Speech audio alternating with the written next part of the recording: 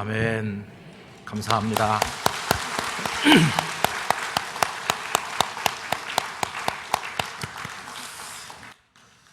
여러분 어떠셨는지 모르겠네요. 나를 지으신 이가 하나님, 나를 부르신 이도 하나님. 여러분 동의하십니까? 나를 보내신 이도 하나님, 나의 나 된 것은 다 하나님 은혜라. 나의 달려갈 길 다 가도록, 나의 마지막 호흡 다 하도록 나로 그 십자가 품게 하시니 나의 나 된 것은 다 하나님 은혜라. 한량 없는 은혜, 갚을 길 없는 은혜, 내 삶을 애워싸는 하나님의 은혜, 나 주저함 없이 그 땅을 밟음도 나를 붙드시는 하나님의 은혜. 여러분, 저는 오늘 여러분들과 함께 하나님의 은혜 이야기를 해보고 싶습니다. 이 찬양을 잘 못 부르지만 혼자서 부를 때, 그리고 들을 때 가슴속에 진한 감동이 밀려와서 눈물이 나려고 할 때가 있곤 합니다. 은혜 이야기, 그것을 하기 위해서 우리들의 이야기로부터 시작해야 되겠는데, 우리들의 이야기란 바로 저의 이야기이고 여러분들의 이야기이고 그 누구도 예외가 없이 모두에게 적용되는 우리 모두들의 이야기라고 말할 수가 있겠습니다. 1995년에 파우더라는 제목의 영화가 있었습니다. 이 파우더는 하얀 분말 가루죠. 이건 한 아이에게 붙여진 별명이었습니다. 그 아이의 본명은 제레미입니다. 이 아이가 영화의 주인공입니다. 근데 어머니가 이 아기를 배웠을 때 그만 만삭 상태에서 번개에 맞게 됐습니다. 어머니가 죽었습니다. 그런데 극적으로 이 제레미는 목숨을 건져서 태어나게 됐습니다. 그러나 그 후유증으로 몸에 털이 하나도 없고 온몸에 색소가 파괴돼서 하얗게 태어났습니다. 아주 흉해 보였습니다. 이 갓난아기를 본 아이 아버지는 소리를 지르면서 내 자식이 아니다, 아이를 돌보지 않았습니다. 이 아기를 키운 것은 할아버지와 할머니였습니다.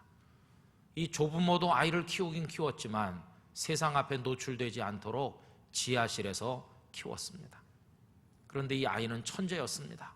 지하실에 있는 모든 책들을 다 읽고 다 구절구절 깨닫고 암기까지 할 정도로 뛰어난 아이였습니다. 이 아이의 존재가 세상에 알려진 것은 할머니도 죽고 할아버지마저 돌아가셨을 때입니다. 그때 사람들이 알게 됐고 이 아이를 보육원에 데려갔고 이제는 학교에 다니게 됐습니다. 한 고등학교쯤 됐는데 그때부터 이 제레미는 말로 다 할 수 없는 고통에 휘말리게 됩니다. 한 번도 세상을 경험해보지 못했고 한 번도 사람을 겪어보지 못해서 세상이 어떤지 사람이 어떤지 알지를 못합니다. 피부만 하얀 것이 아니라 그 영혼도 순백의 상태였습니다. 그러나 사람들은 그를 괴물처럼 여겼습니다. 흉하게 생각했습니다. 슬슬 피하거나 놀려먹거나 그리고 온갖 말로 다 할 수 없는 방법으로 그를 학대하였습니다. 그는 견디다 못해서 학교를 뛰쳐나가고 세상 바깥으로 나가기를 원하고 그리고 마지막에는 다시 예전에 살던 지하실로 돌아가기를 갈망했습니다. 그를 가르쳤던 선생님이 그 아이의 뛰어난 천재성에 감탄하면서 아이를 위로합니다. 지금 우리 사람들이 악해서 너를 이해할 수 없지만 언젠가 시간이 지나면 우리도 순백의 영혼을 가지게 돼서 너를 이해할 수 있지 않을까, 이렇게 말해보긴 하지만 아이에게는 아무런 위로가 안 됩니다. 영화 시작부터 마지막까지 때묻지 않는 한 영혼이 사악하기 이를 데 없는 세상의 한복판에서 고통받는 그런 이야기들이 쭉 깔려가고 있습니다. 여러분, 선생님의 말씀처럼 시간이 더 많이 지나서 한 100년, 한 200년 지나면 사람들의 마음이 다 순백의 영혼처럼 돼가지고 이 세상의 아픔도 괴로움도 사라지게 될 수 있을까요? 우리는 이미 경험적으로 그건 불가능하다는 것을 잘 알고 있습니다. 세월이 이미 많이 흘렀고 첨단 과학은 무섭게 발전하고 있지만 우리 안에 있는 본성, 인간성, 이거는 더 사악해지고 점점점 더 부패되고 있다는 거 우리가 다 알고 있는 우리들 자신의 이야기가 아니겠습니까? 저는 악한 세상 속에서 고통받는 그 아이의 이야기를 보면서 이사야 선지자의 탄식이 생각났습니다. 이사야서 6장 5절에 이사야의 탄식이 나오죠. 그때 내가 말하되 화로다 나여 망하게 되었도다. 나는 입술이 부정한 사람이요 나는 입술이 부정한 백성 중에 거주하면서 만군의 여호와이신 왕을 배웠음이로다 하였더라. 이 세상은 악한 사람, 입술이 부정한 죄인들, 그런 사람들이 꽉 찼고 나 이사야 자신도 그런 사람으로 그 속에 섞여 살아가고 있다. 이게 자기 자신과 세상에 대한 절망으로부터 나오는 탄식이었다고 말할 수 있을 것입니다. 여러분, 이사야만 그렇습니까? 우리가 다 그렇습니다. 우리가 한계에 쌓여 있고 우리가 부정하고 우리가 연약하고 우리가 무능하고 우리가 어리석고 그렇습니다. 그러면서 우리와 같은 이 세상 속에 우리가 섞여서 우리 스스로에 대해 절망하며 살아갈 때가 많다는 것입니다. 여러분, 저는 목사라는 직함을 가지고 살아가고 있는데 얼마나 저 자신의 무기력감과 연약함에 대해서 한계를 느끼고 절망할 때가 많은지 말할 수가 없습니다. 목사가 하는 일이 뭘까? 하나님께서 왜 목사를 세우셨을까? 우리 교우들을 섬기고 돕도록 세우셨을 것입니다. 그러나 가만히 생각해 보면 해드릴 게 아무것도 없습니다. 아무것도 해드릴 수 있는 게 없어요. 가끔 교인들이 찾아오십니다. 목사님, 기도 받으려고 왔습니다. 앉으세요. 무슨 일이신데요? 그러면 눈물부터 툭 떨어지면서 목사님, 저 많이 아파요. 저 암이래요. 그러면 그 얘기를 들으면 뭐라고 말을 못하겠어요. 억장이 무너지는 것 같아요. 아니, 암이라니, 아직 젊은데. 그럼 내가 해드릴 수 있는 게 뭔가? 그 순간에 대신 아파드릴 수 있나? 내가 고쳐줄 수가 있나? 의사 선생님도 첨단 의술도 못하는 거를 내가 어떻게 이 순간에 해드릴 게 뭐가 있어요? 아무것도 없어요. 해드릴 수 있는 것은 붙들고 눈물로 기도하는 거고 위로하는 것이고, 그럼 그분이 고맙습니다. 뭘 해줬는데 고맙다고 말하나? 그러면서 등 돌려 돌아가는 그 뒷모습을 보면서 여기까지밖에 내가 할 수 있는 게 없구나. 수술 전에 병원에 가기도 합니다. 한 번 더 기도합니다. 그리고는 수술실에 들어가는 그분을 먼발치에서 지켜보는 것까지, 거기까지가 저의 한계입니다. 그 다음은 저는 아무것도 할 수 있는 게 없어요. 정말 무능하고 무기력해요. 임종을 맞이하는 분을 볼 때도 자주 있습니다. 가보면 이제 사연 많고 파란만장했던 그 인생이 이제 마무리되는 마지막 순간이 헐떡헐떡 하면서 그 힘든 호흡을 하는 분을 보면 할 일이 아무것도 없어요. 그냥 손을 잡아주는 거, 귓전에다 대고 하나님 말씀을 읽어드리면서 간절하게 하나님 바라보고 천국에서 주님 품에 안기시라고 하는 얘기밖에 할 수 있는 게 없어요. 대신 죽을 수도 없고 어떻게 해드릴 수 있는 게, 그 사랑하는 자식들도 아무것도 할 게 없어요. 어떤 분은요, 또 상처를 많이 받았어요. 가족끼리, 부부끼리, 부모 자식 간에, 친척 간에, 이웃지 간에, 심지어 교회 안에서 등등 많은 상처 받아가지고 뚝뚝 눈물 흘리면서 목사님, 암보다 더 아파요. 그러면서 어떻게 해드릴 수가 없어요. 그러면 어떻게? 누구랑 그렇게 불편해? 남편이랑, 자식이랑, 아무개랑. 그럼 내가 그 사람들의 마음속에 들어가서 이미 제 기능을 못하는 그 사랑이란 이름의 그 부품을 꺼내고 신품으로 갈아 끼워가지고 이제 잘 작동될 겁니다, 이러면 좋을 텐데, 그 마음속으로 들어갈 수도 없고, 기껏 하는 게 기도해 주시고 그 당사자를 내가 알면 가서 그러지 말고 잘 지내라고 말해주는 것밖에는 할 수가 없고, 그 마음을 움직이는 건 저는 할 수 없는 일입니다. 어떤 분은요, 이렇게 믿음의 싹이 좀 나오는데 사탄이 와서 잔인하게 짓밟아갖고 믿음이 죽어버렸어요. 예배에도 안 오고 교회도 안 오고 마음이 다 주저앉았어요. 인생살이 너무 지쳐가지고 이제 만사가 귀찮고, 아니면 반대로 세상이 너무 좋고 믿음이 다 죽었어요. 그럼 내가 할 수 있는 게 그분을 보면서 마음 아파하는 거죠. 그분이 믿음 생활을 다시 시작해야 될 텐데, 기도하고 안타까워하고. 근데 내가 그 마음을 어떻게 뒤집어 엎을 수 있는 방법도 없고, 참 안타깝다. 그래서 여러분, 어떤 때는 저도 굉장히 낙심합니다. 저 자신을 막 채찍질할 때도 있어요. 김 목사, 힘내라, 힘내. 응? 더 열심히 설교 준비해가지고 더 열심히 설교해라. 은혜를 끼치면 될 거 아니야, 은혜를. 그러면서 저를 격려할 때도 있어요. 그러나 금방 또 낙심해요.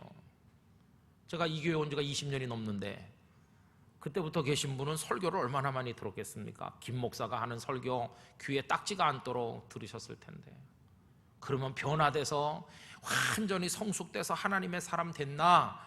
제가 잘못 판단하는지 모르지만 20년 전이나 지금이나 똑같이 여전히 뻣뻣하고, 여전히 미지근해서 믿는 동 마는 동하고, 여전히 하나님 앞에 인색하고, 여전히 남에게 언사가 거칠고, 여전히 변화 안 되고, 여전히 가정불화하고, 여전히 이기적이고. 그럼 나 설교를 계속할 필요가 있나? 이런 설교를 뭐 계속해가지고 뭐 하자고 계속하는 건가? 이런 낙심이 될 때도 있어요.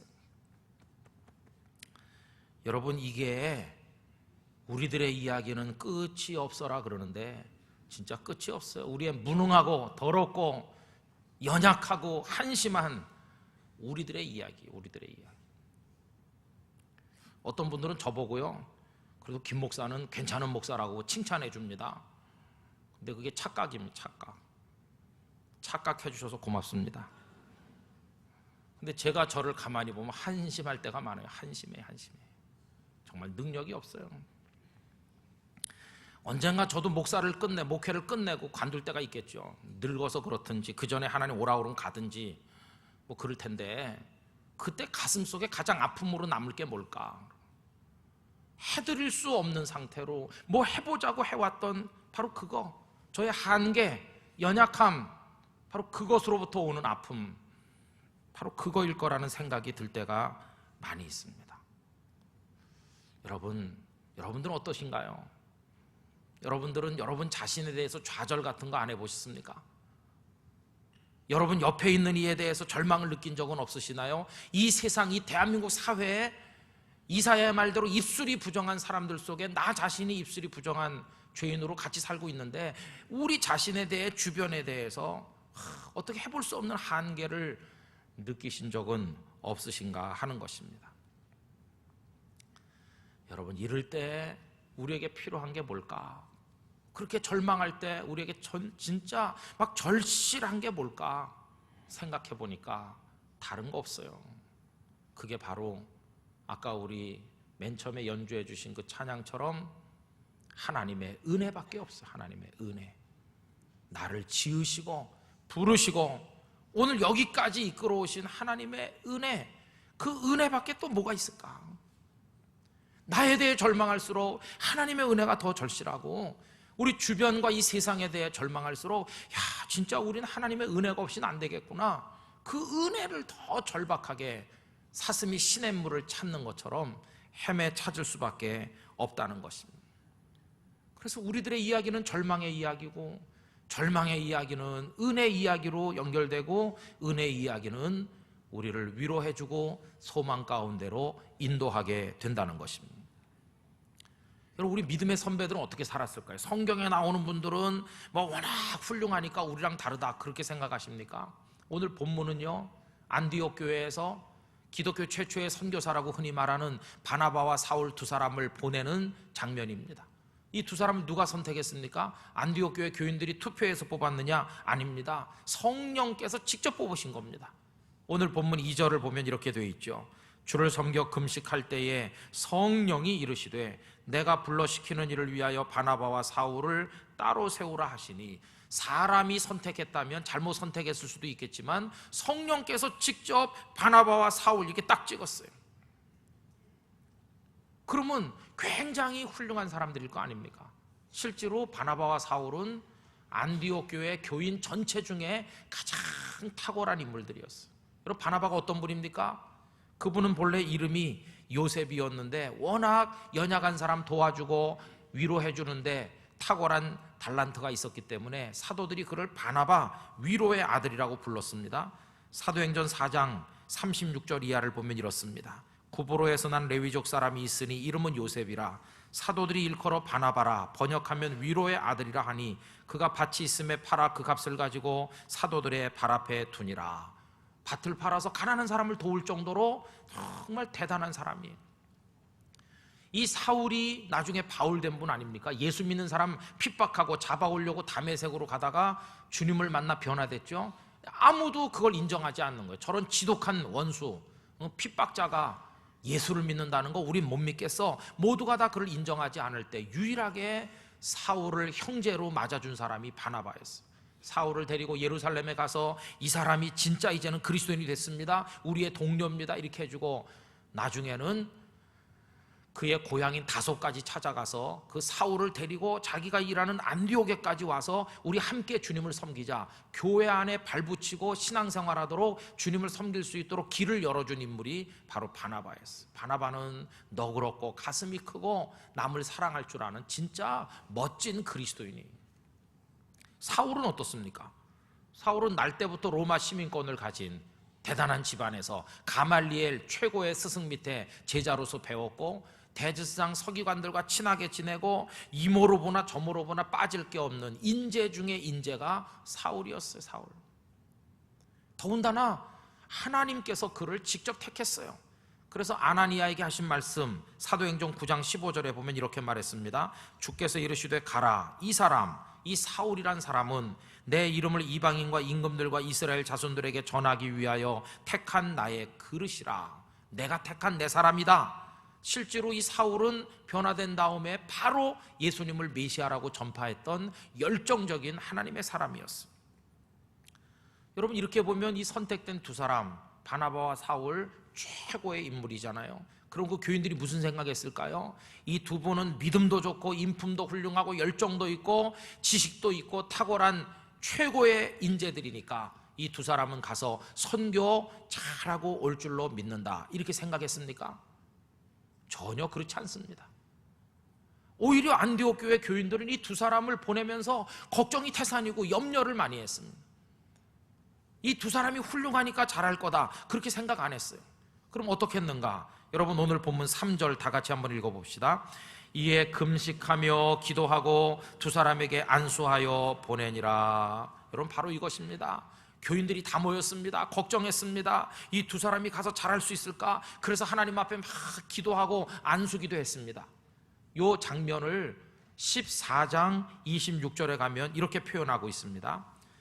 거기서 배 타고 안디옥에 이르니 이곳은 두 사도가 이룬 그 일을 위하여 전에 첫 번째 파송될 때 어디에 부탁했다고 되어 있습니까? 하나님의 은혜에 부탁하던 곳이라, 이렇게 말했습니다. 이 무슨 얘기냐 하면, 이 두 사람이 개인적으로 보면 빠질 게 없고 아주 훌륭한 일꾼이긴 하지만 이 두 사람 가지고는 안 됩니다, 하나님. 그러니 이 두 사람에게 은혜를 주시옵소서, 이렇게 했다는 것이 은혜에 부탁했어요. 여러분, 왜 그렇게 했을까요? 안디옥 교회 교인들이 알고 있었습니다. 무엇을요? 바나바와 사울이 아무리 뛰어난 인물이지만 하나님의 은혜가 없이는 안 된다는 거 알고 있었어요. 하나님의 은혜 없이도 열매를 맺고 사명을 감당하고 성공할 수 있는 사람은 아무도 없다는 것을 그들은 알고 있었어요. 인간의 한계를 알고 있었어요. 이 두 사람이 연약한 존재라는 거 그들은 알고 있었어요. 그래서 하나님의 은혜에 이 두 분을 부탁하게 된 것이. 여러분, 나중에 말씀을 읽어보면요, 이 두 사람을 은혜에 부탁해서 보냈는데 그게 얼마나 다행이었을까요? 이 두 사람을 기다리고 있는 사탄의 공격이 대단했습니다. 살람이라는 섬에 갔을 때 점쟁이 박수가 나타나서 엘루마라는 사람이 이 두 사람을 방해했습니다. BCD 안디옥에 가니까 유대의 높은 사람들이 들고 일어나서 이 둘을 쫓아냈습니다. 이고니온에 가니까 돌로 치려고 그랬습니다. 그러다가 루스드라와 더베에 갔을 때 급기야 바울 사도가, 이 사울이 바울이 돼가지고 돌에 맞아 사람들은 그를 끌고 나가 성 바깥에다 버려, 쓰레기통 같은 데. 이들은 사선을 넘나들면서 말할 수 없는 고통을 겪었습니다. 그런데도 이들이 그 고통 속에서도 가는 데마다 복음을 전하고 하나님을 위해서 열매를 맺고 돌아올 수 있었던 것은 무엇 때문인가? 이들이 워낙 탁월한 재주가 있고 뛰어난 인재였기 때문인가? 아니라는 것입니다. 하나님의 은혜에 부탁했기 때문에 비로소 그들이 승리할 수 있었다는 것입니다. 여러분, 우리 자신에 대해서 절망할수록, 우리 주변에 대해서 절망할수록 우리가 해야 될 일은 하나밖에 없는 줄 믿습니다. 그것은 우리도 하나님의 은혜에 부탁하는 것입니다. 하나님의 은혜에 맡기는 것입니다. 저는 이 시간 우리 땅끝교회, 이 교회를 하나님의 은혜에 부탁하고자 합니다. 여러분 한 분 한 분을 하나님의 은혜에 부탁하길 원합니다. 우리 교회 아픈 분들, 인생이 힘들고 어렵고 좌절하고 막 상처받고 너무너무 괴로워하는 많은 분들을 하나님의 은혜에 부탁하려고 합니다. 왜냐하면 제가 도와드릴 수 없으니까, 나는 어떻게 해드릴 수가 없으니까. 그래서 하나님의 은혜, 하나님 저 집사님에게 은혜를 좀 주세요. 고통받는 저분에게 은혜를 좀 주세요. 아무리 해도 믿음이 생기지 않는 저분에게 좀 은혜를 좀 주세요. 하나님의 은혜로 예수 믿고 변화되고 새로워지고, 그리고 고통에서 벗어나 승리하는 인생 살 수 있도록 좀 은혜를 좀 내려주세요. 뿐만이 아니라 저의 미래도, 제 자식들의 미래도, 우리 가정도, 저의 인간적인, 저의 개인적인 모든 것도 다 하나님의 은혜에 부탁하고자 하는 것입니다. 그렇게 하고자 하는 이유는 간단합니다. 여기까지 살아온 거 은혜로 살았음을 알기 때문입니다.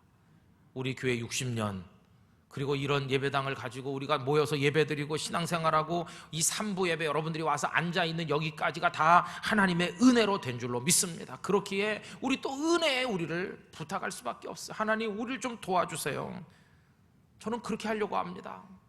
제가 책임져, 제가 여러분들을 맡아 제가 한번 해보겠습니다. 저 그렇게 말하지 않으려고 합니다. 그 대신 하나님의 은혜에 부탁하려고 합니다. 성도 여러분, 여러분은 어떻게 하시겠어요? 여러분들께서는 한번 내가 내 힘으로 살아보겠습니다, 내 경력으로 한번 내가 해보지요, 이러시겠습니까? 아니면 저처럼 여러분들과 여러분의 가족들과 미래의 모든 것을 하나님의 은혜에 맡기시겠습니까? 예수님은 이 땅에 탄생하셨는데 무엇을 가지고 오셨나? 바로 이 은혜를 가지고 우리에게 오셨습니다. 예수님의 어머니 마리아가 예수님을 잉태도 하기 전에 천사 가브리엘이 와서 마리아에게 뭐라고 말합니까? 은혜를 받은 자여 평안할지어다. 은혜로 예수님께서 오셨습니다. 요한복음 1장 14절로 16절 사이에 보면 주님이 왜 은혜이신가 하는 걸 이렇게 설명하고 있습니다. 말씀이 육신이 되어 우리 가운데 거하심에 우리가 그의 영광을 보니 아버지의 독생자의 영광이요, 그 다음에 보면 은혜와 진리가 충만하더라. 요한이 그에 대하여 증언하여 외쳐 이르되 내가 전에 말하기를 내 뒤에 오시는 이가 나보다 앞선 것은 나보다 먼저 계심이라 한 것이 이 사람을 가리킴이라 하니라. 그 다음에 뭐라고 되어 있습니까? 우리가 다 그의 충만한 데서 받으니 은혜 위에 은혜로라. 할렐루야. 예수님은 은혜로 우리 가운데 탄생하셨습니다. 그래서 바울 사도는 늘 은혜에 자기를 맡겼습니다. 은혜에 부탁했습니다. 신라와 함께 두 번째 전도여행 떠날 때도 은혜에 부탁했습니다. 여러분 사도행전 15장 40절, 바울은 신라를 택한 후에 형제들에게 주의 은혜에 부탁함을 받고 떠났다. 형제들이 또 이 두 사람을 은혜에 부탁했습니다. 성도 여러분, 은혜로 오신 예수님, 그 은혜 여러분들의 것이 되시기를 바랍니다. 은혜에 여러분의 인생을 맡기시기를 부탁드립니다. 우리가 무능할수록, 우리가 바보 같을수록, 우리가 연약한 한계를 가지고 있을수록, 우리가 부정하고 부패된 사람이라는 걸 느낄수록 더 절실하게 정말 하나님의 은혜를 찾을 수밖에 없는 거 아니겠습니까? 바울 사도가 이렇게 은혜에 부탁하며 살았기 때문에 나중에 바울은요, 자신의 삶이 은혜로 된 삶이라고 고백하게 된 겁니다. 고린도전서 15장 10절, 그러나 내가 나에 된 것은 하나님의 은혜로 된 것이니 내게 주신 그의 은혜가 헛되지 아니하여 내가 모든 사도보다 더 많이 수고하였으나 내가 한 것이 아니요 오직 나와 함께 하신 하나님의 은혜로라. 여러분, 언젠가 우리도 인생을 마무리할 날이 있을 텐데 그때 되돌아 우리의 삶을 볼 때 내가 여기까지 살아 천국 문 앞에 서게 된 거 하나님의 은혜였습니다, 이렇게 고백할 수 있기를 간절히 기원하는 것입니다. 여러분이 연말에 성탄의 계절에 은혜로 우리에게 오신 그 주님께, 그 주님의 은혜에 여러분의 모든 것을 부탁하시며 살아가게 되시기를 간절히 기원합니다. 다 같이 기도하겠습니다. 이 시간 하나님 우리에게 은혜를 주세요. 하나님의 은혜에 우리 자신과 우리 가정과 우리 모든 것, 이 세상을 맡깁니다. 주여 우리를 불쌍히 여겨 주옵소서. 다 같이 우리 통성으로 기도하겠습니다. 거룩하신 하나님 아버지, 저희는 정말 못났습니다. 부정합니다. 연약합니다. 이기적입니다. 심령이 부패했습니다. 아버지 하나님, 할 수 있는 게 아무것도 없을 때가 많이 있습니다. 우리 자신에 대해서 절망할 때가 너무너무 많이 있습니다. 아버지 하나님, 누구를 볼 때, 나를 볼 때, 세상을 볼 때 다 그렇습니다. 아버지 하나님, 우리에게 필요한 거 하나님의 은혜밖에는 없습니다. 하나님의 은혜가 너무너무 필요합니다. 하나님의 은혜의 손길에 저희를 맡깁니다. 주여 저희를 책임져 주시옵소서. 사랑하는 성도들에게 은혜를 내려 주옵소서.